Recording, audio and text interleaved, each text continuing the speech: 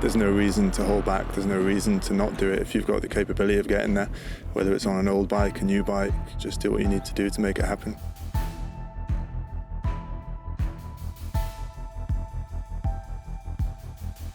So ever since I was a kid, I've been following rally. It's been a massive aspiration of mine to do the Dakar Rally, which I just managed to tick the box for last January. What really made it a reality for me was being able to live in Abu Dhabi, and I could train every day, 200 kilometers a day. My journey's been quite difficult. I've been from country to country with work, just trying to make ends meet to get the right ticks in the boxes to get to the race in general. So Abu Dhabi specifically, what attracted me was the sand.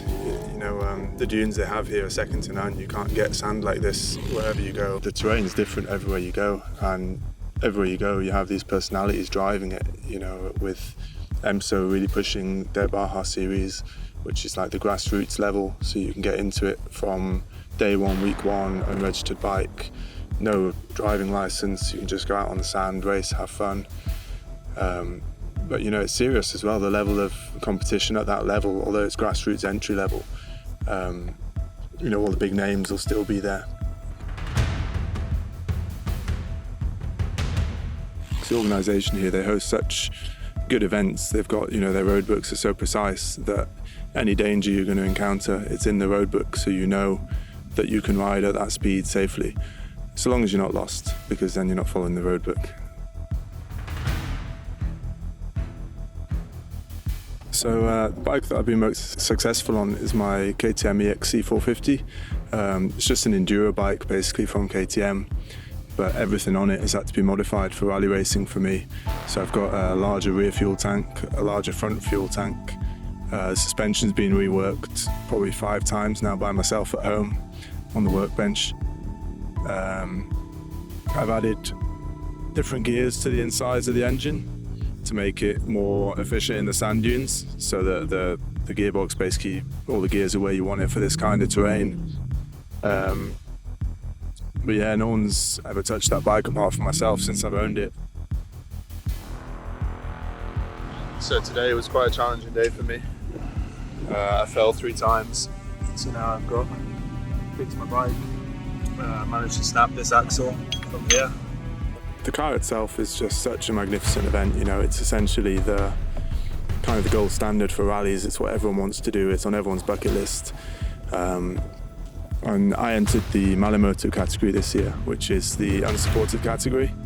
So basically everything that went wrong on the bike I'd have to do myself. All the maintenance, all of the mishaps, the crashes, all of it basically. If anyone else touched my vehicle, I'd be disqualified. Out of the 143 entrants, I think 26 of us were in that category, and then only 16 finished as well.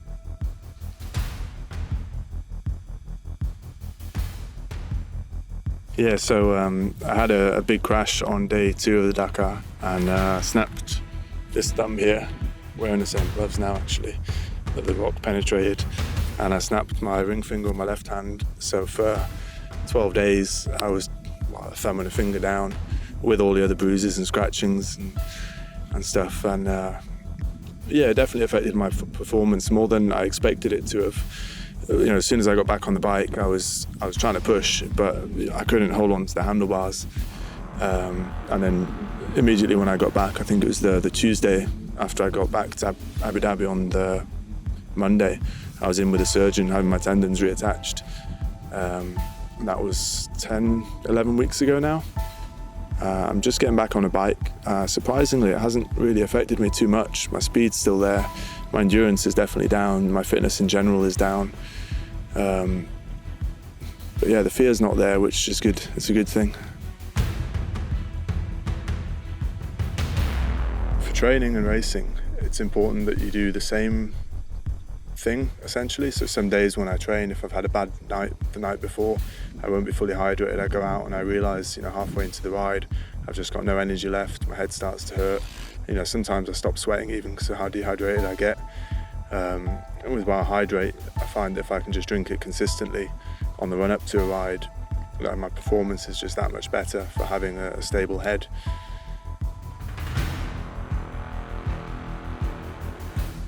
It's a long summer here in the UAE, obviously with the heat and everything, but generally speaking, we'll try and train through it.